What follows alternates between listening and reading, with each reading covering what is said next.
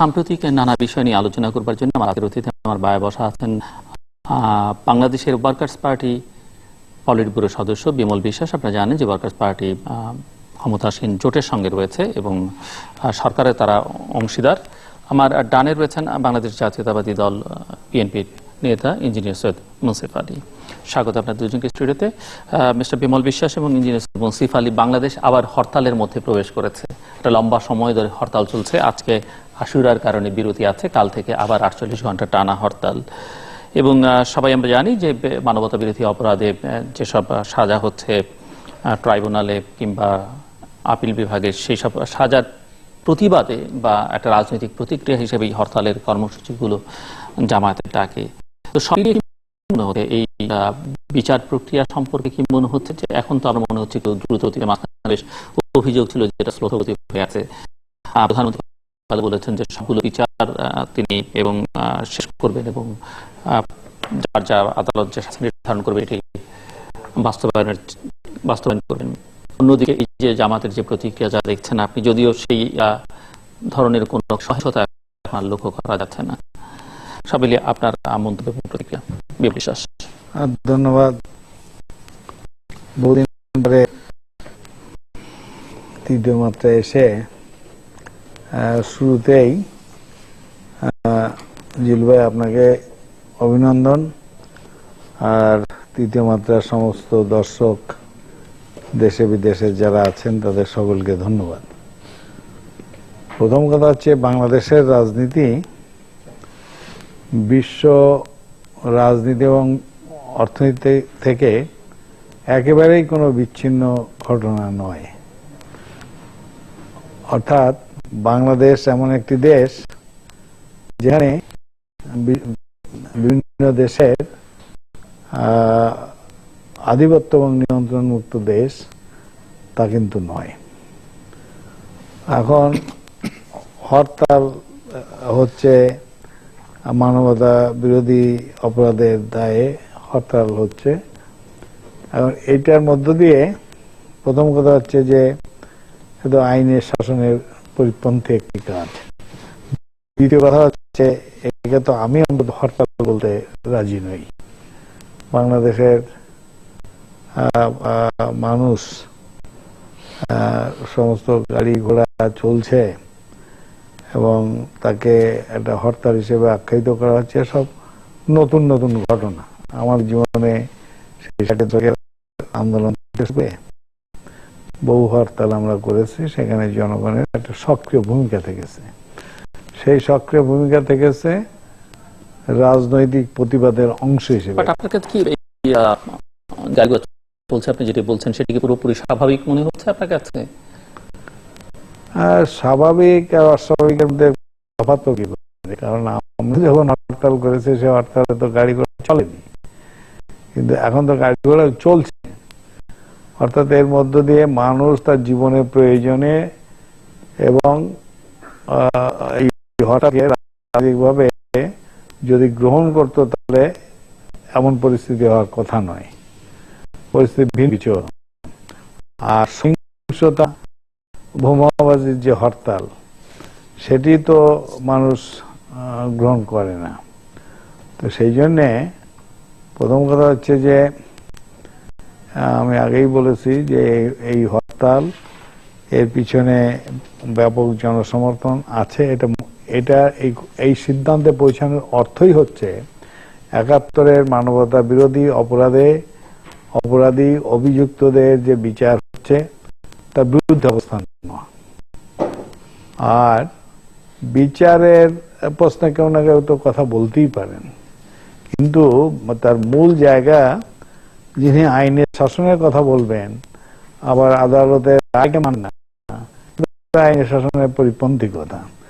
সেখানে তো স্কোপ থাকে হায়ার কোর্টে যে সেখানে তার বিরুদ্ধে অ্যাপিল করা। তো সেই জন্যই আসলে আমাদের দেশের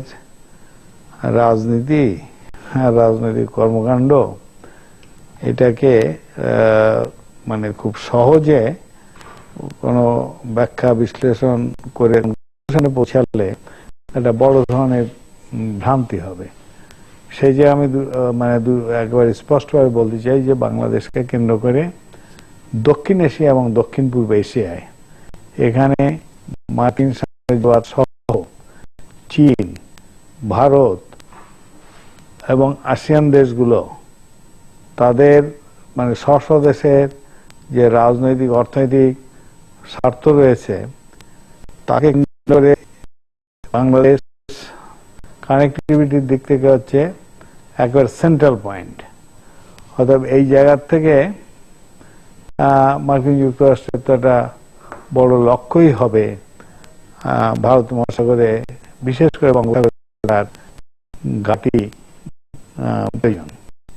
ঘাঁটি প্রয়োজন, তার চীন, ইন্ডিয়া তাদেরকে মিসাইল রেঞ্জের মধ্যে আনতে গেলে বঙ্গোপসাগরের ঘাঁটি একান্তভাবেই প্রয়োজন। আর অন্যদিকে চীন এবং ইন্ডিয়া তাদের সাথে জায়গা থেকে নিঃসন্দেহে তারা এমন ধরনের একটি ঘাঁটি স্থাপিত হোক তারা চাইবে না। তো সেই জন্য এই যে রাজনৈতিক শক্তি আমাদের দেশের যারা আছে বা একে অপরের প্রতিপক্ষ হিসেবে আছে, এর বাইরে কেউ নেই, এর বাইরে কেউ নেই। অতএব এখানে দুই দলের বিরোধ, দুই নেত্রীর বিরোধ, দুই জোটের বিরোধ হিসেবে সিম্পলি যারা আখ্যায়িত করতে চান তাদের সেটাকে যথার্থ মনে করি না। আমাদের রাজনৈতিক বিরোধ ৭১-এর মুক্তিযুদ্ধকে কেন্দ্র করে আছে, এখানকার সাংবিধানিক বিভিন্ন প্রশ্নে আছে, অর্থনৈতিক পলিসির ক্ষেত্রে আছে, সবই আছে। কিন্তু হ্যাঁ, ধন্যবাদ জিল্লু সাহেব, চ্যানেল আইকে ধন্যবাদ, চ্যানেল আই দেশের শ্রোতা তাদেরকে ধন্যবাদ, বিশেষ করে আমার বৃহত্তর সিলেটের সকল বাসিন্দা, আমার আরো যদি একটু ছোট করি সুনামগঞ্জের সকল বাসিন্দা এবং বিশেষ করে আমার ছাত্র দরবার সবাইকে স্বাগত জানাচ্ছি। আশুরা, এই আশুরা মানে হলো 10th মহরম। এই দিনে 1400 বছর পূর্বে যে নির্মম ঘটনাটি ঘটল, আমি মনে করি মানবতার এটা একটা বিরাট স্খলন ছিল। আমাদের পবিত্র নবী, প্রিয় নবী, সর্বযুগের সর্বশ্রেষ্ঠ মহামানব হযরত মুহাম্মদ সাল্লাল্লাহু আলাইহি ওয়াসাল্লামের দৌহিত্র হোসেন রাদিয়াল্লাহু আনহুকে যে নির্মমভাবে একটা হত্যাকাণ্ড ঘটলো, এটা কিন্তু একটা নজির। আমরা এর তীব্র নিন্দা জানাচ্ছি, ইতিহাস সাক্ষী, এবং আমরা সাথে এই ধরনের নির্মমতা, এই ধরনের মানবতা বিরোধী কার্যক্রম পৃথিবী থেকে যেন সমূলে ধ্বংস হয়। অবশ্যই আমি আল্লাহর কাছে দোয়া করি, আমাদের বাংলাদেশ থেকে তো অবশ্যই। আর এখন বর্তমানে আপনি যে প্রশ্নগুলো করলেন, এটা আমার একটু স্পর্শকাতর, এই জন্য যেহেতু এটা আদালতের একটা ব্যাপার, এই বিচার কার্য নিয়ে আমি তেমন কিছু বলতে চাই না। তো এইটুকু বলবো, একটা গণতান্ত্রিক দেশে রাজনৈতিক হরতাল একটি গণতান্ত্রিক প্রক্রিয়া। কেউ যদি করে সেটা করতে পারে, এবং তার সাফল্য অসাফল্য এটা মূল্যায়ন জনগণ করবে, সেটা জনগণের উপরই ছেড়ে দেওয়া উচিত। হরতাল আমাদের ঢাকা শহরে হয়নি, এটা সঠিক, কিন্তু আমাদের দূরপাল্লার যে বাস ইত্যাদি ইত্যাদিতে কিন্তু বেশ রেস্ট্রিকশন ছিল। আমি হরতালকে ব্যক্তিগতভাবে যদিও সমর্থন করি না, আমি একজন ব্যবসায়ী হিসেবে অবশ্যই অর্থনৈতিক কর্মকাণ্ড সচলভাবে চলুক এবং রাজনৈতিক পন্থাগুলো এমনভাবে নির্দেশিত হোক যাতে করে আমাদের সাধারণ অর্থনীতির উপর কোনো ধরনের খারাপ প্রভাব না প্রভাব কি একেবারে পড়ছে না বলে মনে হচ্ছে আপনার কাছে? অফকোর্স পড়বে, কারণ শিক্ষায়তনগুলো, বিশেষ করে স্কুলগুলো তো বন্ধ থাকছে। সবচেয়ে বড় জিনিস হলো দোকানপাট বন্ধ থাকছে। সবচেয়ে বড় জিনিস হলো দুইটা জিনিস বন্ধ থাকছে, একটা হলো ডাইরেক্ট, একটা হলো ইনডাইরেক্ট। তো মানুষ কিন্তু ভীত, মানুষ বাইর হচ্ছে না, ব্যবসা প্রতিষ্ঠান খুলছে না, গাড়ি ঘোড়া চলছে না বা চালাচ্ছি না, চলছে বিচ্ছিন্নভাবে কিন্তু গাড়ি ঘোড়া চলছে। যেমন আমি নিজে পাবলিক কারগুলো চলছে, প্রাইভেট কার একটু কম। প্রাইভেট কার যেমন আমি নিজে এখানে আপনার এখানে গাড়ি নিয়ে এসেছি, যখন যাব দেখবেন আমি কিন্তু নর্মালি যেসব গাড়ি নিয়ে আপনার এখানে আসি সেই গাড়ি নিয়ে আসিনি। বা আমার মধ্যে একটা ভীতির সঞ্চার ছিল, কখন কি হয় না হয়। সবাই তার নিজের সম্পদকে, তার জানকে রক্ষা করতে চায়। সেই প্রেক্ষাপটে যে আমরা একেবারেই নিরাপদ, একেবারেই যে জনগণের সেখানে সম্পৃক্ততা নেই, এটা কিন্তু বলা কঠিন। আর বিচার, মানবতা বিরোধী যুদ্ধাপরাধের বিচার আমরা সকলেই অবশ্যই সমর্থন করি এবং এটা হওয়া উচিত। এবং এটা যদি অনেক আগে হতো, আমার মনে হয় এই জাতির জন্য অনেক বেশি ভালো হতো। এটা হয়েছে তবুও বিচার তবু তো কার্য হচ্ছে হচ্ছে। তবে সেই বিচারটা আমরা সবসময় বলে আসছি আমাদের দলের পক্ষ থেকে, সেটাকে আন্তর্জাতিক মানের হতে হবে। এখানে যেন কোনো ধরনের প্রশ্ন না থাকে, এই বিচার কার্যে যেন কোনো ধরনের প্রশ্নবিদ্ধতা না আসে। এবং এটা ওই যে একটা কথা আছে না, justice delayed, justice denied, justice হারিড, justice buried, এই কোনোটাতেই যেন আমরা না পড়ি। আমাদের এই দিক, এই জিনিসগুলো আমাদের বিবেচনা করতে হবে। শিক্ষা প্রাঙ্গনের কথা আপনি বললেন জেলু সাহেব, অত্যন্ত পরিতাপের বিষয়। এই যে আমাদের বিভিন্ন পরীক্ষা হচ্ছে, অবশ্যই আপনি আপনার সাথে আমার সাথে একমত পোষণ করবেন। এই ধরনের লেখাপড়া, এই ধরনের পরীক্ষা, এই ধরনের মান, এগুলা না হইতে পারে। আবার অন্য প্রসঙ্গ সেগুলো। মিস্টার বিমল বিশ্বাস, একটু আপনি বলবেন, দীর্ঘকাল ধরে আপনি জীবনের শুরু থেকেই যখন রাজনীতি করছেন, বামপন্থী রাজনীতি, যেটি জনগণের সঙ্গে সম্পৃক্ত রাজনীতি, জনগণের রাজনীতি, সেটি করছেন। কি মনে হচ্ছে যে আপনাদের যে সরকার এখন দেশ পরিচালনা করছে, জনগণের আকাঙ্ক্ষা, জনগণের প্রত্যাশা, জনগণের চাওয়া, সেগুলো কতটা পূরণ করতে পারছেন বলে মনে হয়? জনগণের প্রত্যাশা শেষ নাই, প্রথমে এই কথাটা বুঝতে হবে। মানুষের জীবনে জনগণ একটু বাড়াবাড়ি রকমের প্রত্যাশা করে, আমি তা বলছি না। আমার যে মানুষের জীবনের চাহিদা শেষ নেই, অর্থাৎ মানুষ সবসময়ের জন্যেই উন্নত থেকে উন্নততর জীবনের জন্যে সে যা পৌঁছাতে চাইবে, এটি হচ্ছে সহজাত মানুষের প্রবৃত্তি, আকাঙ্ক্ষা। তো এটা হিসাবের মধ্যে রেখে এই সরকারের আমলে অন্তত এটুকু বলা যায়, 27টি সেবা খাতে কিছু করার চেষ্টা করেছে। মানে চেষ্টাও যেমন করেছে, আবার এই সমস্ত নিয়ে দুর্নীতির কথাবার্তাও শোনা যায়। তারপরে ধরেন আপনার শিল্পক্ষেত্রে, এবং বিশেষ করে মানে ওই গরিব কথা বাসি হলে তো আপনি বোধহয় জানেন, ভালো করেই জানেন, যখন IMF ব্যাংক আমাদের দেশের পাট শিল্প, আমাদের দেশের রেলওয়ে বেসরকারীকরণের নামে ধ্বংস করার যে তৎপরতা চালিয়েছিল, আদমজি মিল কিভাবে বিএনপি সরকার আমলে সেটাকে ধ্বংস করা হলো, আমাদের বামপন্থীদের কিন্তু একটা কনসিস্টেন্ট ভূমিকা ছিল যে এটা ঠিক হচ্ছে না, এটা দেশ জাতি জনগণের স্বার্থের বিরুদ্ধে যাচ্ছে এবং যাবে। এই সাম্প্রতিককালে বর্তমান প্রধানমন্ত্রী এই কিছুদিন আগেই তিনি বললেন যে যাদেরকে এই বেসরকারি খাতে এই পাটকলগুলো দিয়েছিলাম, যা করতে পেরেছে ভালো, যারা করতে পারেনি এগুলো এখন মানে পাটজাত সামগ্রী তৈরি করে একটা বিরাট সুযোগ সৃষ্টি হয়েছে আমাদের দেশের অর্থনীতির জন্য। অতএব ওটা সরকার আমরা টেক আপ করবো এবং সেই অনুযায়ী আমরা পাট শিল্পের অগ্রগতির চেষ্টা করব।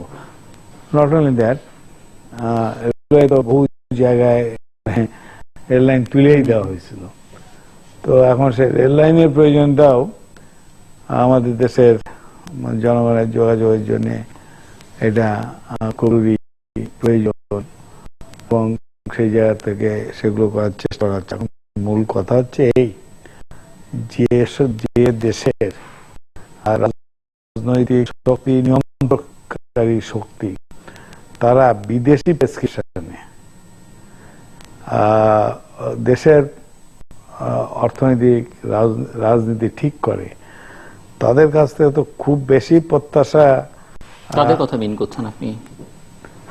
এখানে মিন করছি আমাদের এখানে বিএনপি আছে, আওয়ামী লীগ আছে, জাতীয় পার্টি আছে, জামাত ইসলাম আছে।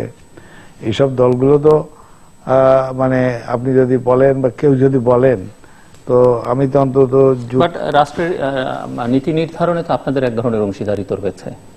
এইটাই দিল ভাই, মানে আগে এসে বলতাম সরকারের অংশীদার নই, এবার বলছি যে অংশীদার। তা আপনি খুব ভালো করে জানেন যে প্রধানমন্ত্রী শাসিত মন্ত্রী পরিষদে তার নিজের দলের কেউ যদি আপনার অনেক ভালো পরামর্শ দেন, সেটি প্রধানমন্ত্রী কি করবেন সেটা দিয়েই সিদ্ধান্ত হয়। কোনো স্বাধীনতা নেই আপনি বলছেন? তা তো বটেই, প্রধানমন্ত্রী শাসিত কোনো স্বাধীনতা যদি না থাকে তাহলে আপনার দল কেন এই সরকারের অংশীদার, এবং বিশেষ করে ওয়ার্কার্স পার্টির মতো একটি বামপন্থী রাজনৈতিক দল? সেটার ব্যাপারে তো মানে মূল প্রশ্ন যে জায়গাটায় আসে এটা জেনে শুনেই, এটা নয় যে এগুলো আমাদের অজানা। তারপরেও সরকারের অংশীদারিত্ব প্রশ্ন এইভাবে এসছে, একটা বেসিক কোশ্চেন যা বাংলাদেশের রাজনীতিতে সাংঘাতিকভাবে আলোচিত। সেটি হচ্ছে যেমন 5ই জানুয়ারি একটি নির্বাচন, কন্ট্রোভার্সিয়াল নির্বাচন, দেশে বিদেশে কথা আছে। আবার সংবিধান রক্ষার জন্য এই নির্বাচন এবং আমাদের দেশের সাংবিধানিক ধারাকে অব্যাহত রাখার জন্য যে নির্বাচন সেটি আছে। আমাদের একটা বেসিক রাজনৈতিক অবস্থান রয়েছে, সেটি হচ্ছে মুক্তিযুদ্ধের বাংলাদেশ এবং মুক্তিযুদ্ধ বিরোধী রাজনৈতিক শক্তি সরাসরি পরোক্ষভাবে যাদের অবস্থান, আমাদের অবস্থানটা হচ্ছে মুক্তিযুদ্ধের পক্ষের রাজনৈতিক শক্তির সাথেই আমাদের অবস্থান। সেই বিবেচনার জায়গা থেকে আমরা এই ঐক্যে বা সরকারে জেনে শুনে বুঝে শুনে আমরা আছি। এবং এটি কি আপনারা বাংলাদেশের প্রধান এবং মৌলিক সমস্যা মনে করেছেন? আমরা তো মনেই করি যে বাংলাদেশে সমস্যা, এটি প্রধান মৌলিক এবং বড় সমস্যা। সমস্যাকে যদি ভাগ করি, রাজনৈতিকভাবে যদি ভাগ করি, এটি যে বড় সমস্যা প্রতিদিন সকালে বিকেলে প্রমাণিত হচ্ছে যে এটা মুক্তিযুদ্ধের বাংলাদেশ হিসেবে থাকবে না এই দেশটির অন্য রূপ নেবে। এটা সময় ক্ষেপণ করতে চাচ্ছি না, এই জন্যই যেটা নিয়ে বহু আলোচনা হয়েছে। অতএব এটা মুক্তিযুদ্ধের বাংলাদেশ থাকবে কি থাকবে না এই প্রশ্নের ফয়সলা এখনো বাংলাদেশে হয়ে যায়নি। অতএব এই দিক থেকে এটা হচ্ছে একটি মৌলিক প্রশ্ন। দ্বিতীয় প্রশ্ন হচ্ছে যে রাজনীতি, সেই রাজনীতি এবং রাষ্ট্র পরিচালনা তার মূল লক্ষ্য হচ্ছে জনগণের, দেশ জাতি জনগণের কল্যাণ সাধন। অর্থাৎ এক কথায় বলতে গেলে সেটি হচ্ছে জীবনের অর্থনৈতিক উন্নয়ন। অতএব যেমন রাজনৈতিক লড়াইটি আছে, সাথে সাথে একটা বড় চ্যালেঞ্জ হচ্ছে বাংলাদেশের অর্থনৈতিক উন্নয়নের ক্ষেত্রে সেখানে যে মূল ভূমিকা। কারণ আমরা রাজনৈতিক বিতর্কের বিরোধে থাকতে পারি, কিন্তু শ্রমজীবী যে মানুষ, কোটি কোটি যে মানুষ, তারা তো এই রাজনৈতিক লড়াইয়ের ওইভাবে অংশীদার নয়। তাদের রাজনৈতিক লড়াইয়ের অংশীদার তখনই তারা হবে তাদের জীবনের মানোন্নয়নের ক্ষেত্রে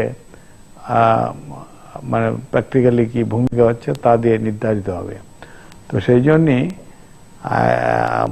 একটা মূল সমস্যা বলে অন্যগুলোকে অমূল বলাটা ঠিক হবে না। তাহলে মূল সমস্যা রাজনৈতিক, মূল সমস্যা অর্থনৈতিক, মূল সমস্যা সাংস্কৃতিক। দেশের নেতাদের বা যে রাজনৈতিক সংস্কৃতি আমরা লক্ষ্য করি, সেটিকে যদি রাজনীতি বলা হয়, যে যার এক কথা বলতে গেলে দুর্নীতি, দুর্বৃত্তায়ন, তারপরে আপনার যুক্তি পরিবর্তে গালাগালি, এগুলো তো রাজনীতি। মুক্তিযুদ্ধের পক্ষে শক্তি এবং সেই পক্ষে অবস্থান নিয়েছেন, এবং এটি ফান্ডামেন্টাল ইস্যু বাংলাদেশের পলিটিক্সে, এবং সেইখানে প্রতিপক্ষ হচ্ছে আপনার বিলের অপর প্রান্তে যারা বসা, নিঃসন্দেহে একেবারে স্পষ্ট কথাটি হচ্ছে এই যে যেহেতু আমি আগেই ভূমিকা বলে গেছি, খুব বিস্তারিত বলতে পারি না, আমার 2 পাতা আমার লেখাও আছে।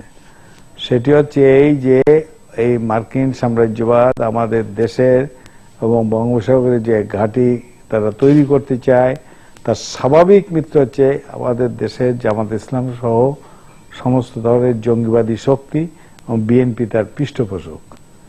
কথাটা কিন্তু খেয়াল করবেন, বিএনপিকে আমরা ডেফিনেটলি পৃষ্ঠপোষক হিসেবে মনে করছি, কিন্তু মূল মার্কিন যুক্তরাষ্ট্র তো বিশ্বব্যাপী টেরোরিজমের এগেইনস্টে লড়াই করছে এবং লড়াইয়ের নেতৃত্ব দিচ্ছে। সেখানে কেন এই জঙ্গিবাদী গোষ্ঠীকে তারা পৃষ্ঠপোষকতা দিচ্ছে বা তাদের পৃষ্ঠপোষকতা গ্রহণ করছে? আপনার ভাষায় আপনি খুব চমৎকার কথা বলেছেন, কারণ ওদের তো একটা যোগ্যতা আছে, সর্প হয়ে দংশন করা, ওজা হয়ে ছাড়া।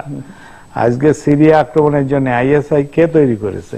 উনি বাংলাদেশের ব্যাপারে সঙ্গে আমার মূল বিদেশি শক্তির প্রসঙ্গ টেনেছেন, অনেকগুলো দেশের নাম উচ্চারণ করেছেন, তবে প্রধানতম শত্রু মনে করেন বা যারা সমস্যা তৈরি করছে সেটি ওনার ভাষায় মার্কিন সাম্রাজ্যবাদ, এবং তাদের যে ইচ্ছে সেই ইচ্ছে পূরণে পৃষ্ঠপোষকতা দানকারী শক্তি হচ্ছে আপনার দল এবং আপনাদের অ্যালাই যারা আছে। উনি যা বলছেন আমি খুব ভালো করে বুঝেছি। তো আমি এই পয়েন্টগুলো যদি আমাকে একটু একটু করে বলার সুযোগ না দেন তাহলে it will not be clear. মানুষের ক্লিয়ার হওয়ার প্রয়োজন আছে। প্রথমেই জঙ্গিবাদ দিয়ে যে শব্দটা শুরু হলো, আমি আমেরিকাতে যাব না, আমেরিকা আমাদের এখান থেকে অনেক দূরে। আমি আমার বাংলাদেশেই থাকবো, আমি আমার বাংলাদেশ জাতীয়তাবাদী দলের কথাই বলবো। উই নেভার বিলিভ ইন জঙ্গিবাদ, টেরোরিজম বাংলাদেশ জাতীয়তাবাদী দল বিশ্বাস করে না। বাংলাদেশ জাতীয়তাবাদী দলের উদাহরণ আছে, এই বাংলাবাইকে, আব্দুর রহমানকে, এদেরকে শাস্তি দেওয়ার, ধরার, ফাঁসি দেওয়ার উদাহরণ রয়ে গেছে, এবং আমরা এগুলা কোনোভাবেই প্রশ্রয় দেই না, মদত দেই না। উনি হয়তো বলবেন আমাদের সাথে জামাতে ইসলামের একটা জোট আছে, yes, it is the electoral জোট, it is not the ideological anything. Electoral জোট যে কোনো কারোর সাথে হতে পারে, আওয়ামী লীগের সাথে হয়েছে জামাতে ইসলামের, তো সেখানে বিএনপির সাথে যদি তাদের ইলেকটোরিয়াল একটা জোট হয়, এটা তো অবান্তর এবং একেবারেই অগৃহীত, একেবারেই এটাকে হিসাবে আনা যাবে না, এই ধরনের নাজায়েজ কিছু না। এবং সে কারণেই এই যে মামলাগুলোর রায় আপনাদের কোনো প্রতিক্রিয়া নেই। গোলাম আজম মারা গেলেন, তার জানাজাও আপনাদের কেউ শরীক হননি। ইয়েস, এগুলো ইলেকটোরিয়াল, আমরা তো ইলেকটোরিয়াল অ্যাসোসিয়েশন আছে, আমরা তো ideologically we are not merger with each other. 2 নম্বর জিনিসটা জঙ্গিবাদ গেল। তারপরে উনি যেটা বললো যে মুক্তিযুদ্ধের পক্ষের শক্তি, এটি কি আপনাদের অ্যালাইদের আপনাদের উপর আস্থা রাখতে সহায়তা করবে বলে মনে করেন? যেহেতু আপনারা নির্বাচনী জোটে তাদেরকে তারা যদি প্রধানতম মিত্র, তারা যদি নিজেদের পজিশন, বিশেষ করে বাংলাদেশ স্বাধীনতা হওয়ার পরে যাদের এই দেশে জন্ম হয়েছে, তারা যদি নিজেদেরকে একটু অ্যানালাইসিস করে, আমার মনে হয় I am sure they will realise, they will understand. তারা সব মানুষই চায় তার জমিটুকুকে নিষ্কণ্টক করতে। এটা একটা মানুষ যখন একটা জমি কিনে এনকামপ্রেন্স ফ্রি জমিটা চায়, তো তারা যদি সত্যিকারের বাংলাদেশের রাজনীতি করতে চায়, তারা নিশ্চয়ই এই ধরনের নিষ্কণ্টক একটা পজিশন ছাবে। সেই প্রেক্ষাপট থেকে আজকে না হোক কালকে হয়তো তাদের বোধগম্য এই জিনিসটা হতে পারে, আমার বিশ্বাস। দ্বিতীয়ত, বিমল বাবু যেটা বলল মুক্তিযুদ্ধের পক্ষের এবং বিপক্ষের শক্তি, আমি আপনাকে অতি বিনয়ের সাথে জিজ্ঞেস করব, আপনার বয়স, আপনি আমার বয়স হবেন বয়সে হয়তো, আমি একেবারে ছোট ছেলে নই, আমার বয়স 66। মুক্তিযুদ্ধ আমি সরাসরি দেখেছি, মুক্তিযুদ্ধের তখনকার আমলের অবস্থা, কে কোথায় ছিল সবই জানি, সবই বুঝি। আমি টকবগে তখন একেবারেই যুবক, ইঞ্জিনিয়ারিং আমার প্রায় শেষের দিকে, কয়েকদিন পরেই আমি কিন্তু ক্লাস 1 অফিসার হিসেবে চাকরিতে ধরেছি। তো মুক্তিযুদ্ধের বিপক্ষের শক্তি যারা ছিল এরা হাতে গোনা, we know all of them. বাকি সবাই, এই দেশের আপামর জনগণ সবাই কিন্তু মুক্তিযুদ্ধের পক্ষের শক্তি ছিল, এবং এরা যদি মরাল সাপোর্ট আমাদেরকে না দিত, আমি ভীষণভাবে ডাউটফুল এই দেশ ভিয়েতনাম হতো কিনা। এবং একটু যদি আমরা একেবারেই ব্লাইন্ডলি জিনিসটাকে অ্যানালাইসিস না করে আমরা একটু জেনারাস ওয়ে যদি অ্যানালাইসিস করি, আমার মনে হয় আমার যুক্তির সাথে দাদা একমত পোষণ করবে। তারপরে আসেন জনগণের প্রত্যাশা সম্বন্ধে বলছেন। অফকোর্স, এই যে শ্রম, যেটা শ্রমের মর্যাদা যে দেশে নিশ্চিত না হবে, সেই দেশের উন্নয়ন হবে না, এবং তার জন্যই প্রয়োজন গণতন্ত্র। এই জন্যই প্রয়োজন মানুষের, এই যে বললেন মানুষের অনেক প্রত্যাশা, মানুষের অপটিমাম বলে একটা জিনিস আছে। এই অপটিমাম রিকোয়ারমেন্ট যদি আমি ফুলফিল করতে না পারি, অনেক প্রত্যাশা, অনেক জিজ্ঞাসা, এগুলো বলার আমাদের কোনো রাইট নেই। আমরা যেহেতু এখানে আমরা সৌভাগ্যবান, আমরা নেতৃত্ব দিচ্ছি, আমরা রাজনীতি করি, আমরা মনে করছেন না সরকার জনগণের প্রত্যাশা পূরণ করতে পারছে? আমি মনে করি না, কারণ অপটিমামটা বাদই দিলাম, কিন্তু মোটামুটি একটা সন্তোষজনক অবস্থায় না। এদেশের গণশিক্ষা, প্রাথমিক শিক্ষা যতক্ষণ পর্যন্ত না একটা মানে বিশ্বমানের হবে, ততক্ষণ পর্যন্ত আমি মনে করি না এই দেশের মানুষের। বিশ্বমান তো অনেক পরের কথা, বাদ দিলাম বিশ্বমান, আমাদের মানে ঢাকা মান হোক, এই পর্যন্ত গ্রাম থেকে শুরু করে গ্রামান্তরের সকল পর্যায়ে প্রাইমারি এডুকেশন। দেশের ইকোনমিক ডেভেলপমেন্ট বা অগ্রযাত্রা যেটি, সেটি তো অনেকেই সন্তোষ প্রকাশ করছেন। আমরা নানা ধরনের উন্নয়ন,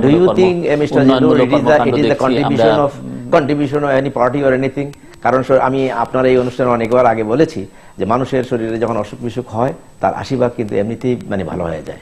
এই যে বলে না, সর্দি হলে with medicine 7 days, without medicine 1 week। তো যেটুকু আমাদের ভাগ্য উন্নয়ন হয়েছে, যেটুকু আমাদের অর্থনীতি, এইগুলা কিন্তু এই আমাদের খেটে খাওয়া মানুষেরই অবদান। এই আমরা যারা প্রাইভেট সেক্টরে ব্যবসা করি, আমাদের গায়ে জুড়ে সবকিছু পেয়েছি আমরা। What infrastructural facilities we receive, আমরা we did not get anything, rather আমরা প্রত্যেকটা জায়গায় আমরা বাধার সম্মুখীন হই। বাট আমরা অনেকটা ধাক্কা মেরে, হাতে পায়ে ধরে, বলে কয়ে, বিদ্যুৎ নাই, রাস্তা নাই, ঘাট নাই। আজকে যদি আমার রাস্তাঘাটের ব্যবস্থা থাকতো, আপনি কি মনে করেন আমার রাজশাহীর আম এইভাবে অপচয় হতো? আপনি কি মনে করেন আমার সিলেটের হাওড়ের মাছ এইভাবে লন্ডন চলে যেত? যেত না। আমার রাস্তাঘাটের এই যে অবস্থা, দুরবস্থা, এই যে মানুষের চোখ খোলা নেই। আমার গ্রামের একটা জেলে, সে জানে না how to process his fish. আমার এই আম চাষিরা জানে না, আমার লিচু চাষিরা জানে না কিভাবে তার এইটা। কিন্তু এই দায় আপনি কার উপরে চাপাচ্ছেন?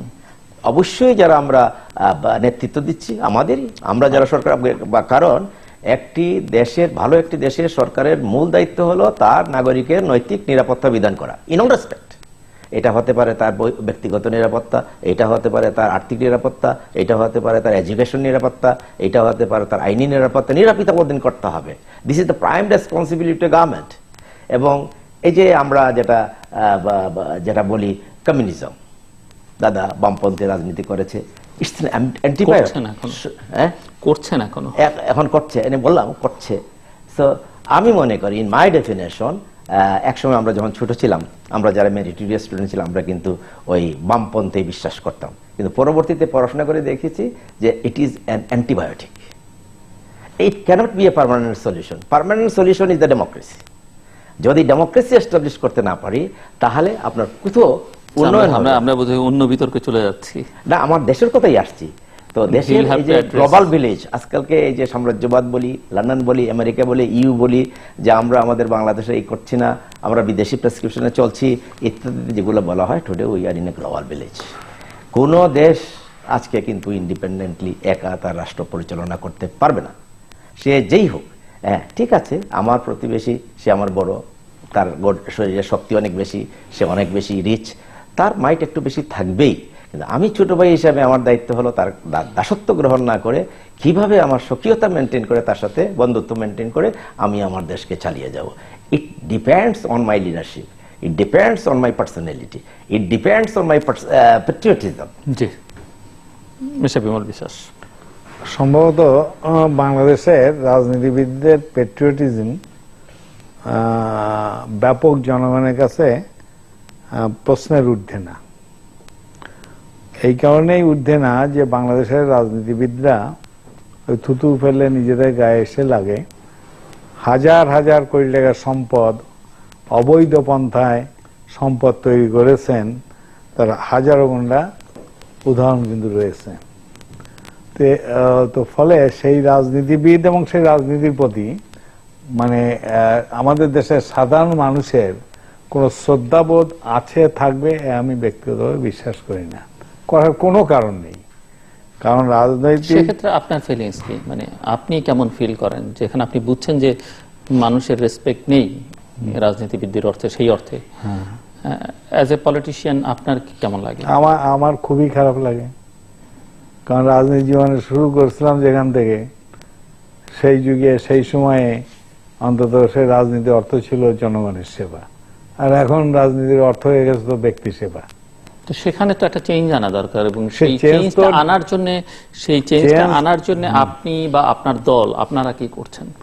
সেই চেঞ্জ তো আনা দরকার বটেই, আর সেটা চেঞ্জ আমি চাইলাম আর আপনি চাইলেন না তা দিয়ে নির্ধারিত হবে না।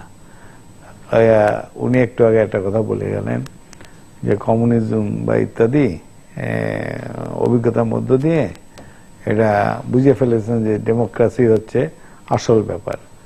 তো ওনাকে সবিনয়ে বলতে চাই, সেটি হচ্ছে যে উনি যেসব অর্থনীতিবিদ রাজনীতিবিদদের থেকে শিখেছেন, তারাই স্বীকার করতে বাধ্য হয়েছে হাজারো বছরের শ্রেষ্ঠ দার্শনিক হচ্ছে কার্ল মার্কস। তো কার্ল মার্কস তো আর দার্শনিক শুধু না, তার দর্শনের মূল কথা, তার অর্থনীতি, রাজনীতি, সংস্কৃতি সবকিছু মিলেই মার্ক্সবাদী দর্শন। ওটা কোনো বিচ্ছিন্ন বিক্ষিপ্ত দর্শন না। তারপর ওটা একটা আলাদা আলোচনা, ওখানে যাচ্ছি না। তো সেই জন্যে আপনি যেটা বলছেন এটা তো ঠিকই, যেখানে রাজনীতি এবং অর্থনীতিতে দুর্নীতি এবং দুর্বৃত্তায়ন রয়েছে এটা তো অস্বীকার করা যাবে না। এটা তো বাস্তবে চোখের সামনে দেখতেছেন, অন্ধ হয়ে মানে প্রলয় বন্ধ হলে প্রলয় বন্ধ থাকে না, বন্ধ তো হয় না। গায়ের জোরে তো বহু কিছু এস্টাবলিশ করা যায় না। তো সেই জন্য আমি তো গায়ের জোর লোক না, আমি যুক্তির পক্ষে কথা বলা লোক। সেখানে ভুল থাকতে পারে, সেখান থেকে শিখতে চাই। কিন্তু মূল প্রশ্ন হচ্ছে যে আজকে আমাদের দেশের অর্থনীতি, ভাই যে কথা বলে গেলেন, আমাদের দেশের শ্রমজীবী মানুষের প্রতি যে শ্রদ্ধাবোধ, উনি একজন প্রখ্যাত রাজনীতিবিদ, আমি তো বিস্মিত হতবাক হলাম। আমাদের দেশের অর্থনীতির ক্ষেত্রে যে উন্নয়ন, গার্মেন্টস শ্রমিকদের এই কঠোর পরিশ্রম, এই নির্যাতনের মধ্য দিয়ে তাদের যে অর্থনীতি অবদান আমরা ভুলে যাব? প্রবাসে যে মানে আমি সেটাই বলছি না, আমি বলছি যে আমি বলছি প্রাইভেট সেক্টরে আমরা কষ্ট করে এগুলো অর্জন করেছি। তাহলে আমার শ্রমিকরা, আমার মজুররা, তারাই কিন্তু সরি আমি তাহলে বুঝলাম, তাহলে বিষয়টা ওটাকে বলতে হবে। সেটা হচ্ছে আমাদের দেশের শ্রমিক, অফকোর্স বলছি আমার, এবং শ্রমের মর্যাদার কথা বলছি, ডিগনিটি ঠিক আছে, এগুলোকে তো আফোর্ড করা উচিত। আমাদের দেশের শ্রমিক, আমাদের দেশের কৃষক, আমাদের দেশের প্রবাসী যে সমস্ত শ্রমিকরা মানবেতর জীবন যাপন করে, জীবনের নিশ্চয়তা নাই, মানে একসময় তো ধরেন বাইরে যেতাম টেতাম, কষ্টও পেতাম অবস্থা দেখে। এদের এই যে অবদান, সেই অবদান হচ্ছে প্রধানত আমাদের দেশের অর্থনীতির ক্ষেত্রে, অগ্রগতির ক্ষেত্রে একটা প্রধান দিক। তো সেই দিক থেকে আপনার কোনো কিছু তো হঠাৎ করে আকস্মিকভাবে হয় না, ধারাবাহিক প্রসেসের মধ্য দিয়ে আমাদের দেশের অর্থনীতি যেখানে এসে দাঁড়িয়েছে, এটা কিন্তু স্বীকার করতে হবে যে সারা বিশ্বব্যাপী একটা মন্দার মধ্যেও বাংলাদেশের তার যে প্রবৃদ্ধি 6.2 আছে। এখন এইটা নিয়ে বিএনপি কটুক করেছে, আওয়ামী লীগ কটুক করেছে, জাতীয় পার্টি কটুক করেছে, এ হচ্ছে আর একটা বিতর্ক। কিন্তু আমাদের দেশের এই অর্থনীতি যে একটা অগ্রগতি হয়েছে এত সংঘাতমূলক পরিস্থিতির মধ্যে, যদি মানে কোনোভাবে মানে এই দলগুলো তারা যে শ্রেণীকে প্রতিনিধিত্ব করে সেই জায়গায় যদি কোনো সমঝোতার ভিত্তিতে বাংলাদেশের ইকোনমিকে এগিয়ে নেবার চেষ্টা করত, যদিও ইকোনমিক পলিসির ক্ষেত্রে এই সমস্ত দলের তেমন কোনো তফাৎ কখনোই দেখিনি। ওই বেসরকারি খাতে সবকিছু তুলে দিতে হবে, রেল লাইন তুলে দিতে হবে, IMF বিশ্বব্যাংকের প্রেসক্রিপশন ফলো করতে হবে, এই জায়গায় তো কোনো। আমি একটু অন্য প্রসঙ্গে যাই।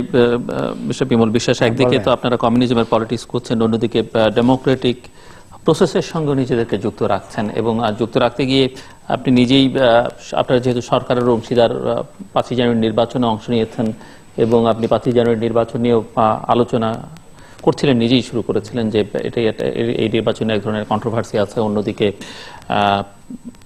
এটি একটা কনস্টিটিউশনাল প্রয়োজনে হয়তো করতে হয়েছে, এরকম আলোচনাও আছে।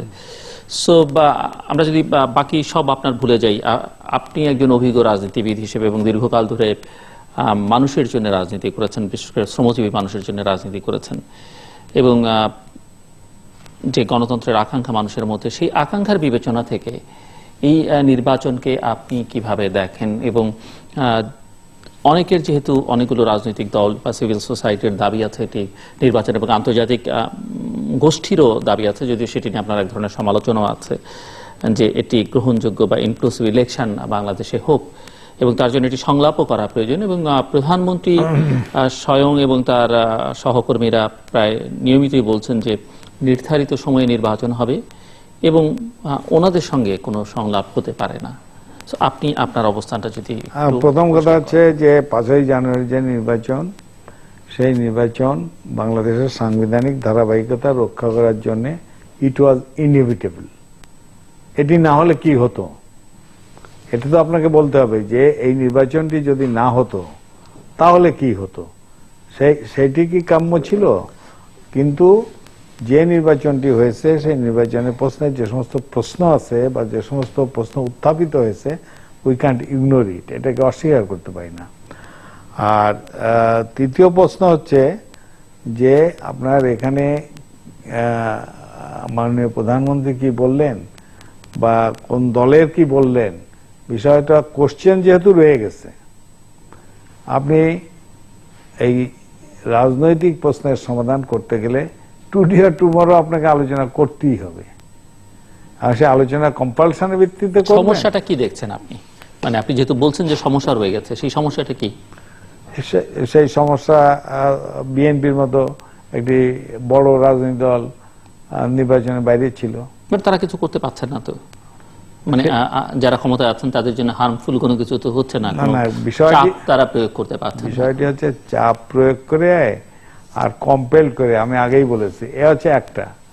আর একটা হচ্ছে যে একটা সমস্যা আছে, সেই সমস্যাটাকে সমাধানের জন্য রাজনৈতিক উদ্যোগ, দুটো কিন্তু দুই জিনিস। এখন আপনার গায়ে এখন জোর আছে, জোরে খুব কথা বললেন, আর আরেক সময় আপনার গায়ের জোর কমে গেল, তখন আপনার আরেক ধরনের বোধোদয় হলো।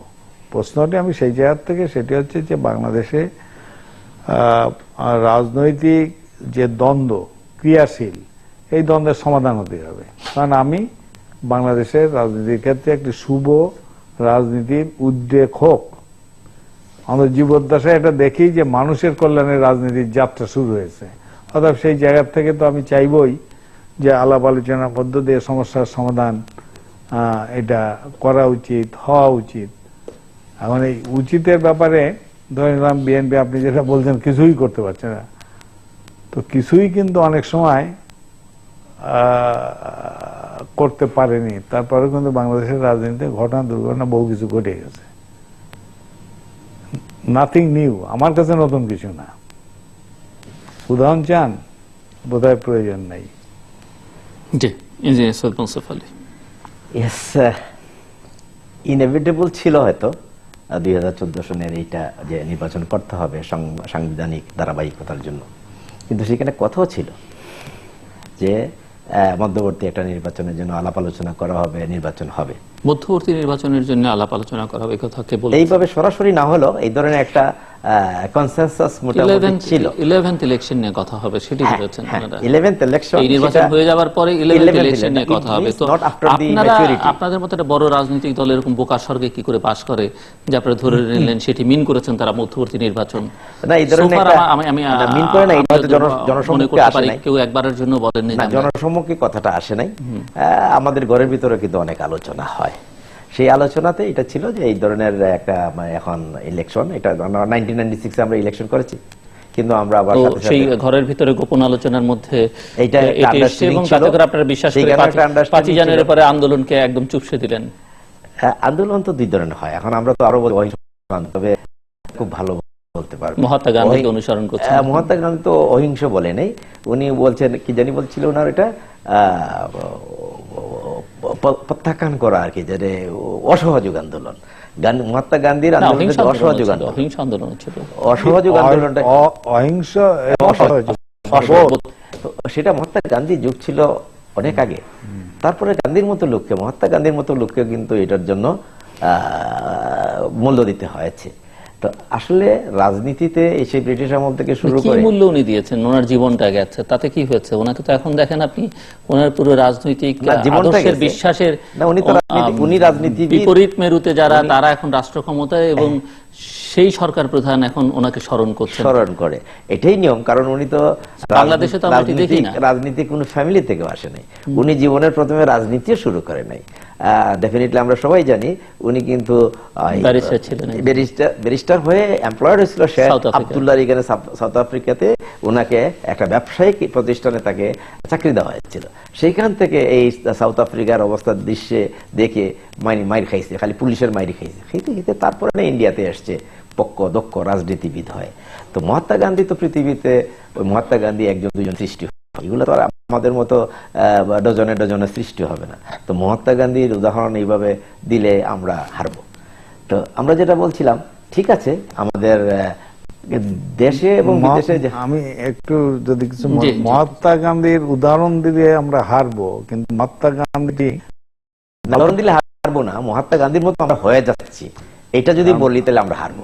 সেই ভালো কিছু যদি কিছু থাকে তা গ্রহণ করতে মহাত্মা গান্ধী হোক ডেফিনেটলি আমরা অ্যাকসেপ্ট করব। সেই আমরা ভালো অনুকরণ করা, ভালো জিনিস অনুকরণ করা তো খারাপ না। একজন সত্য কথা বলে তাকে অনুকরণ করব, হ্যাঁ, কিন্তু এই জন্য তো একজনকে পুরোপুরি আমার অনুকরণ করার প্রয়োজন নাই। Mahatma Gandhi was not a Muslim, এখন আমি যদি বলি না মহাত্মা গান্ধী ওনার ওইটাই অবলম্বন করতে হবে, no, it's not that. But মানুষ হিসেবে মহাত্মা গান্ধীকে অনুসরণ করব, অনুকরণ করব, ওনার ফিলোসফিকে অনুকরণ করব। তো আমি যেটা বলতে চাচ্ছিলাম, এই যে আপনার 1996 আমরা ইলেকশন করেছি, তারপরে আবার আমরা জনগণের জন্যই আবার জনগণের কাছে ফিরে গেছি। তো আমরা তো সেদিকে জনগণের কাছে না ফিরে আমরা তো হার্ড লাইনে যাচ্ছি। এই হার্ড লাইনে যাওয়াটা সেটি তো চাপের মুখে একটা জিনিস সায়েন্সের একটা থিওরি আছে যে প্রত্যেকটা জিনিস কিন্তু একটা ইলাস্টিক লিমিট আছে। যখন এটা ইলাস্টিক লিমিট ক্রস করে যায় আমাদের বিজ্ঞানের সূত্র অনুযায়ী, তখন এটা কিন্তু পার্মানেন্ট সেট হয়ে যায়, ফেল করে। হ্যাঁ, আরেকটা যেটা আমাদের বলে ক্যাটাস্ট্রফিতে পৌঁছে গেলে কিন্তু তাকে আবার নিচের দিকে আসতে হয়। তো এই ধরনের দাদা কিন্তু একটু ইন্ডিকেট করছে, আমি করতে চাই না, ইন্ডিকেট করতে গেলে বহুত আপদ বিপদও আছে। তো nature will take its own course, এটা আমাদের বিশ্বাস করতে হবে। যখনই আমি ওই যে বেশি বাড়ে বন পুড়ে মানতে হবে, মানুষকে কষ্ট দিলে মানুষের জীবনকে আপনারা এখন আপনাদের রাজনৈতিক ক্রিয়াকর্মের ফলাফলের জন্য নেচার এবং সৃষ্টি আমাদের রাজনৈতিক কর্মসূচি আছে। এখন আপনি যদি বলেন কি কর্মসূচি, সেটা তো এই মুহূর্তে আমি বলতে পারবো না বা বলবো না, জানা থাকলে বলবো না, সব আমার জানা নেই, এটাও সত্যি কথা, সব আমার জানা নেই। তারপরে আরেকটা যেটা হলো ওই যে কানেক্টিভিটি ইন বাংলাদেশ, সেখানে আপনার আমেরিকার কথা এসছে অনেক, এটা তো সবাই চেষ্টা করবে। আমি চেষ্টা করব না যে আপনার তৃতীয় মাত্রাতে যাতে প্রতি সপ্তাহে আসতে পারি। জিল্লু সাহেব সেটা আমাকে অ্যালাউ করবে কি করবেন, এটা জিল্লু সাহেবের ম্যাটার। তো এখন আপনার বে অফ বেঙ্গলে যদি আমেরিকা, কারণ আমরা খুব ভালো করে জানি আফগানিস্তানে তাদের স্ট্র্যাটেজি কিভাবে হয়েছে, পাকিস্তানে তাদের স্ট্র্যাটেজি কি ছিল, বর্তমানে কি অবস্থায় আছে। ন্যাচারালি আমরা ওই geographically it is the gateway to all this. আমাদের এই যে এশিয়াটিক রিজিয়নে প্রতিদিন ট্রিলিয়ন ট্রিলিয়ন ডলারের যেখানে ট্রানজ্যাকশন হচ্ছে, সেখানে একজন ব্যবসায়ী মহল, একটা বেনিয়া রাষ্ট্র সেইভাবে দূরে খালি চোখে চোখে চায়া দেখবে, হতে পারে না। সে তার লোলুপ দৃষ্টির দিকে থাকবে, প্রত্যেকের থাকবে, ইন্ডিয়ারও থাকবে, আপনার চায়নারও থাকবে, জাপানেরও থাকবে। কারণ এইসব জিনিস থেকে এই লোভ সংবরণ করা, অর্থের লোভ সংবরণ করা সম্ভব নয়, এই ব্যবসার লোভ সংবরণ করা সম্ভব নয়। আমরা পারি না, আমাদের মেধা নেই, আমাদের শক্তি নেই, সাহস নেই, আমরা হয়তো পারি না। কিন্তু একদিন এমনও তো হতে পারে আমরা পেরে উঠবো, হু নোজ। যে ওয়ান ডে, আমি তো সবসময় বলি বিদেশে আমার যারা আত্মীয় স্বজন থাকে, যে এমনও তো একদিন হইতে পারে you will come back to Bangladesh for a job, we are there in Japan or America or Canada maybe. কারণ পৃথিবীর সবকিছু তো সাইক্লিক অর্ডারে তো ঘুরে, আমরা তো এককালে ছিলাম। আমরা এই ভারত আমাদের অবিভক্ত ভারতে ব্রিটিশরা কিন্তু এখানে লর্ড ক্লাইভ 13 পাউন্ড নিয়ে এসেছিল, 13 লক্ষ পাউন্ড নিয়ে সে ফিরে গেল এবং লর্ড হলো, সে একজন সাধারণ ব্যবসায়ী ছিল। তো হু নোজ, ভবিষ্যতে আমাদের এই সাইক্লিক অর্ডার আবার রিভোল্ট হতে পারে। মূল প্রশ্নটা হচ্ছে যে আমার ভূখণ্ডের, আমার সাগরে, সে হোক আমেরিকা, হোক চীন, আর হোক ভারত, কাউকে ঘাঁটি করতে দেব কি দেব? হ্যাঁ, আমরা দিব না, কিন্তু বড় লোক চেষ্টা করতে তাকে তো সে তো লাভ নেই না। আমি আমার আপনি একটু আগে বললেন পৃথিবীর ব্যাপারে, দাদা আমি আরেকটা জিনিস বলি, আপনি বললেন পরে, আপনি তো অনেকক্ষণ দীর্ঘদিন সুন্দর সুন্দর করে কথা বলতে পারেন, আমি এত সুন্দর করে গুছিয়ে বলতে পারি না। তো ব্যাপারটা হলো যে আপনি বলছেন রাজনীতিবিদদেরকে এখন আমরা মানুষ শ্রদ্ধা করে না, আমি আপনার সাথে সম্পূর্ণ একমত। কিন্তু রাজনীতি ছাড়া তো আমাদের কোনো কিছু হবে না। উইদাউট পলিটিক্স আমরা তো একটা দিনও বসবাস করতে পারবো না। সুতরাং এই সিচুয়েশন থেকে আমরা প্রিভেল করতে দিতে পারি না। এই যে আমি আর বারে বারে বলি যে চাকু তৈরি হয়েছে, আপনার টমেটো কাটবেন, পটেটো কাটবেন, ফ্রুটস কাটবেন, এখন সেই চাকু যদি এখন একজন মানুষের পেটের মধ্যে ঢুকিয়ে দেই, এটা তো চাকুর দোষ না, দি অ্যাপ্লিকেটর যে মানুষের ঢুকালো, তাহলে রাজনীতির তো দোষ নেই, রাজনীতিবিদের দোষ। তো এটাকে আমাদের সংশোধন করতে হবে, আমাদের পরিবর্তন আনতে হবে, মান আনতে হবে। আপনি দেখেন সংসদ সদস্যদের অবস্থা, আমাদের সকলের এই যদি আমরা পারিপার্শ্বিক শিক্ষা, জ্ঞান, তার বিস্তার, তার সামাজিক অবস্থান, এগুলো যদি দেখি, তা আমরা কিন্তু এগুলা, আপনি নিশ্চয়ই অবগত আছেন, আপনার জন এফ কেনেডি, আমেরিকার যখন প্রেসিডেন্ট হলো, জন এফ কেনেডির বাবা কেনেডি, উনি ছিল অ্যাম্বাসেডর ইন ইউকে। তো ওইখান থেকে ওনার ওই দ্বিতীয় বিশ্বযুদ্ধে জয়েনিং এর ব্যাপারে উনি একটা অ্যাডভার্স রিপোর্ট করছিল, যার জন্য ইসরায়েল তাদের উপর খেপে গেল এবং সে চাকরি হারালো।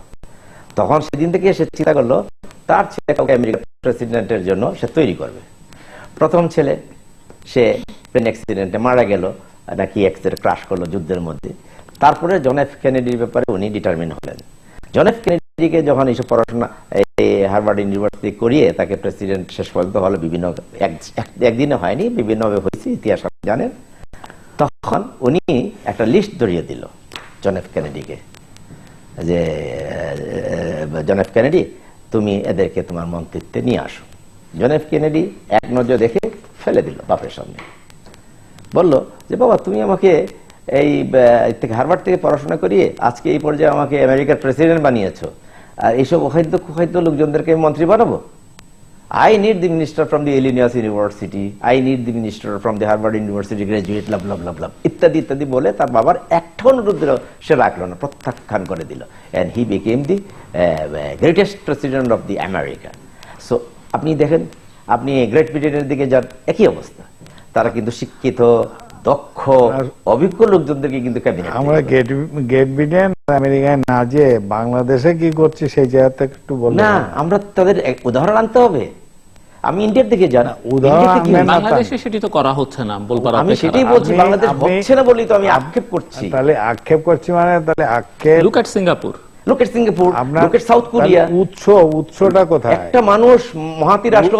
প্রশ্নটা হচ্ছে আপনি ধরেন কেনেডির কথা বলছেন তো ওই আলোচনা না যে আমাদের কেনেডিরা কি করছেন এটা তো বলতে পারবো না।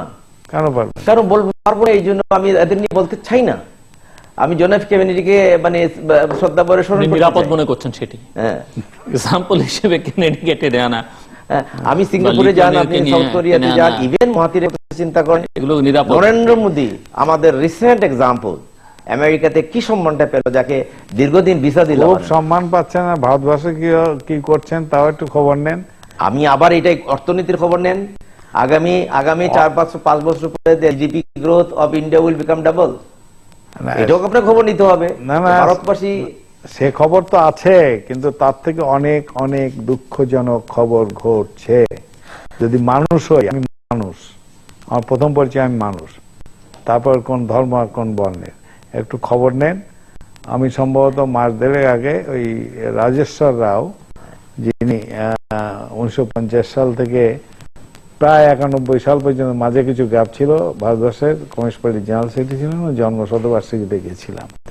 তো আপনি তো মানে মোদী সাহেবের খুব প্রশংসা করছেন, তো আমি মোদী সাহেবের প্রশংসা করছি, আমি সিস্টেমের প্রশংসা করছি। আচ্ছা যাও, ওই হলো তো ঘটনা হইতেছে ওখানে কি ঘটছে। আমি যখন গেছি আজ থেকে 1.5 মাস আগে, কোন ক্ষেত্রের কথা আপনি বলছেন আমরা একটু জানি, নলেজ। ওখানকার যে সাম্প্রদায়িক ঘটনাগুলো ঘটছে, সেই সাম্প্রদায়িক ঘটনাগুলো ক্ষমতায় আসার পরে আমি যখন গেছি, তো ধরেন আমার ঠিক এক্স্যাক্টলি ডেটটা খেয়াল নেই, 1 থেকে 1.5 মাস আগে, সেই সময়ে আপনার 20টি ঘটনা ঘটেছে। বাংলাদেশের কোন পত্রপত্রিকা আসছে আমি যাই না, দেখি নেই, দেখেননি। আর আপাতত 600 ঘটনা আপনার বাংলাদেশে ঘটেছে। ফলে মোদির প্রশংসা করেন, আমি একটু যোগ করে দিলাম আর কি, হোয়াট ইজ ডুইং। বিজেপি তো একটা সাম্প্রদায়িক রাজনৈতিক দল, এবং ভারতবাসী সেই রাজনৈতিক দলকে বিপুল ভোটে বিজয়ী করেছে, এবং কংগ্রেস সেটাকে সমর্থন করেছে। এটা তো কংগ্রেসের সমর্থনের ব্যাপার না, তাদের দেশে। এবং আমি একেবারে শেষ প্রান্তে, এবং যে ভারত ধর্মনিরপেক্ষ রাষ্ট্র হিসেবে পরিচিত পৃথিবীতে, এবং নিজেরা যে পরিচয় দিয়ে গর্ববোধ করে, সেই ভারতে বিজেপির মতো রাজনৈতিক দল বিপুল ভোটে, বিপুল জন নিয়ে রাষ্ট্র ক্ষমতায়, এবং যাদের একটি সাম্প্রদায়িক সম্প্রীতি বিনষ্ট করবার ন্যাক্কারজনক অতীত রয়েছে। এবং আপনি বলছেন আপনার ভাষায় যে তারা এখন সেটি তাদের রাষ্ট্র ক্ষমতা থাকাকালীন সময় সেটি কন্টিনিউ করছে। তো সেখানে আমার যে প্রশ্ন, হাতে আমার 1 মিনিটেরও বেশি সময় নেই, বাংলাদেশকে আপনারা একটি অসাম্প্রদায়িক রাষ্ট্র হিসেবে দেখতে চান, ধর্মনিরপেক্ষতার কথা বলছেন বেশ জোরে সোরে, এবং আপনার কথাও সেটি এসছে যে মুক্তিযুদ্ধের পক্ষের একটা শক্তি, এটি প্রধান লড়াই হিসেবে দেখতে চান। এই যে গণতান্ত্রিক রাজনীতিতে অন্যদের যদি স্পেস না থাকা, বা ওনাদের ক্ষয়িষ্ণু অবস্থা, কিছুটা নিজেদের কারণে, কিছুটা আপনাদের কারণে, সব মিলিয়ে যে অবস্থা তৈরি হচ্ছে, তাতে করে কি বাংলাদেশে এরকম একটি শক্তি জায়গা করে নিতে পারে কিনা? বিএনপি মন্দ ভালো, আওয়ামী লীগ দোষ ত্রুটি যাই থাকুক, ভালো মন্দ মিলিয়ে দুটো প্রধান রাজনৈতিক দল, মানুষ দুটোর পেছনে ছোটে, কিন্তু এই দুটোর একটির অনুপস্থিতি, যেহেতু দুটো পক্ষের দিক থেকে অভিযোগ আছে, পাল্টা অভিযোগ আছে যে এক পক্ষ আরেক পক্ষকে নিশ্চিহ্ন করতে চাইছে, সেখানে অন্য কোনো শক্তি, এবং বিএনপি যেহেতু এখন দুর্বল থেকে দুর্বলতম অবস্থায় রয়েছে, দৃশ্যত বাস্তবে কি আছে সেটা আপনিও ইঙ্গিত করেছেন, উনিও মানছেন না, অন্য কোনো শক্তি সুযোগটা নিতে পারে কি না, বা অন্য কোনো, আমরা যদি এভাবে বলি যে ধর্মীয় গোষ্ঠী রাজনৈতিক শক্তির উত্থান হতে পারে কিনা, সেটি জামাতের নামে হোক, অন্য নামে হোক, অন্য কোনো শক্তি বা হেফাজত নামই হোক, আচ্ছা, প্রথম কথা হইতেছে যে সেরকম কোনো সম্ভাবনা নেই। যেহেতু আপনি রাজনীতি নিয়ে বিশ্লেষণ করেন, দেখেন কিনা যে বিএনপির মতো একটা রাজনৈতিক দল ধীরে ধীরে নাই বিলীন হয়ে গেল, মুসলিম লীগে পরিণত হল, জায়গাটা অন্য কেউ করে নেবে, জায়গাটা শূন্য থাকবে না। শূন্য স্থান বলে এক মিনিট একটু শেষ করতে হবে, আমার সময় তো নেই। আমার কথা হইতেছে, ভারতবর্ষের উদাহরণটা আনলাম এই জন্যই যে ভারতবর্ষে বিজেপি জয়লাভ করেছে এবং তার 1-1.5 মাসের মধ্যে আবার কয়েকটা প্রাদেশিক নির্বাচনে আবার হেরেছে, বিহার সহ, মানে আমি সময়ের অভাবে অত নাম বলতে যাচ্ছি না। এটাই মানে শেষ কথা না।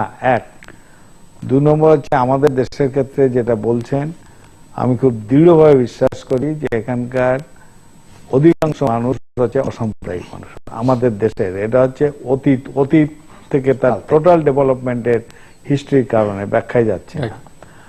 কিন্তু যদি এখানকার অসাম্প্রদায়িক প্রগতিশীল গণতান্ত্রিক শক্তি ব্যর্থ হয়, তাহলে এখানে সাম্প্রদায়িক শক্তির হতেই পারে না, তা কিন্তু আমি মনে করি না।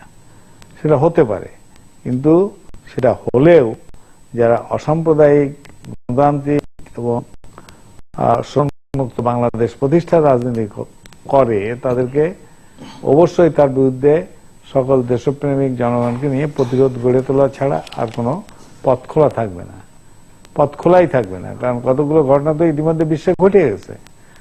আফগানিস্তান বলেন, ইরাক বলেন, সিরিয়া বলেন, এরপরে ইরান দেখতে পাবেন, মাঝখানে এখানে একবার নিশ্চুপ একটা পরিস্থিতি হবে, এটা আমি অন্তত ভাবি না। একটা ভোলাটাইল সিচুয়েশন। অনুষ্ঠানের শেষ প্রান্তে আমরা তোমাদের সম্পর্কে আপনারা লিখতে পারেন ডাকে, ইমেলে, SMS এর মাধ্যমে, ইন্টারনেট, আমাদের অফিসিয়াল অথবা সোশ্যাল নেটওয়ার্কগুলোতে যেসব পেজ রয়েছে সেসব পেজে আপনারা আপনাদের মতামত রাখতে পারেন। আর আপনাদের মতামতই আমাদের অনুষ্ঠান তৃতীয় মাত্রা আপনি দেখতে পাবেন প্রতি বৃহস্পতিবার এবং শুক্রবার বাংলাদেশ আমরা দুটোই, বুধবার দুপুর 11:30 এবং শুক্রবার দুপুর 1:05 দেখবার আমন্ত্রণ রইল। ইঞ্জিনিয়ার সৈয়দ মোনসেফ আলী এবং আমি বিমল বিশ্বাস, অসংখ্য ধন্যবাদ আপনার দুজনকেই। দর্শক মণ্ডলী, দুজন রাজনীতিক কথা বলছিলেন এবং ওনারা মোটামুটিভাবে স্বীকার করে নিয়েছেন বললেও ভুল ভালো হবে, আসলে দুজনেই নিজেরা উচ্চারণ করেছেন, আমি এই কথাটা উচ্চারণ করিনি, যে বাংলাদেশের মানুষ, অধিকাংশ মানুষ এখন রাজনীতিবিদদের তেমন একটা শ্রদ্ধা করে না, শ্রদ্ধাটা হারিয়ে ফেলছে, এবং কারণটি কি সেটিও ওনাদের কথাবার্তায় কম বেশি উঠে এসেছে। বাংলাদেশে একটি গণতান্ত্রিক রাজনৈতিক সংস্কৃতির অভাব রয়েছে এবং তার ফল হচ্ছে 5ই জানুয়ারির নির্বাচন এবং সেই নির্বাচনের পরবর্তী অবস্থা। সেখানে বিদ্যমান গণতান্ত্রিক যেগুলো আছে, যদিও সেগুলো গণতান্ত্রিক সেটি নিয়ে হয়তো অনেকে প্রশ্ন করতে পারেন, এবং যাদের কোনো এই মুহূর্ত পর্যন্ত বিকল্প সেই অর্থে তৈরি হয়নি, তাদের প্রত্যেকের জন্য যেটুকু স্পেস থাকা দরকার, সেই স্পেসটি যার অবস্থান থেকে একজন আরেকজনকে দিয়ে রাখতে হবে। সেটি যদি যারা দিতে ব্যর্থ হন, তাহলে এখানে যে কোনো সময়ে যে কোনো ধরনের অশুভ রাজনৈতিক শক্তির অভ্যুদয় হয়ে ঘটতে পারে। এবং যে যত কথাই বলুন না কেন, গণতন্ত্রের কথা বললে, গণতান্ত্রিক রাজনীতির কথা বললে, গণতান্ত্রিক সংস্কৃতির কথা বললে আলোচনার কোনো বিকল্প নেই এবং এই আলোচনাটা করতে হবে। এবং প্রধান দায়টা যারা ক্ষমতায় আছেন, রাষ্ট্র পরিচালনা করছেন, তাদের উপরেই বর্তায়, এবং অন্যরা কি করলেন না করলেন সেটি বোঝার মতো ক্ষমতা কিন্তু বাংলাদেশের জনগণের রয়েছে। কারণ এই জনগণ আলাপ আলোচনা দেখেছে, এই জনগণ যুদ্ধ করেছে, দীর্ঘকাল সংগ্রাম করেছে ভাষার জন্যে, শিক্ষার জন্যে, স্বাধীনতার জন্যে, গণতন্ত্রের জন্যে। এই জনগণ কে কি করছেন, কে কি বলছেন, কে কি ভাবছেন, সবটা বোঝার ক্ষমতা তাদের রয়েছে। কাজে জনগণের উপরে আস্থা রাখাটা বাঞ্ছনীয় এবং আমরা সেটি রাখতে চাই, এবং আমরা আশা করব যে আমাদের রাজনৈতিক নেতৃত্ব সেই আশাটা, বিশ্বাসটা, আস্থাটা জনগণের উপর রাখবেন। দর্শক, আমাদের সঙ্গে থাকবার জন্য অসংখ্য ধন্যবাদ। আপনাদের সবার জন্য যে যেখানে আছেন, শুভকামনা।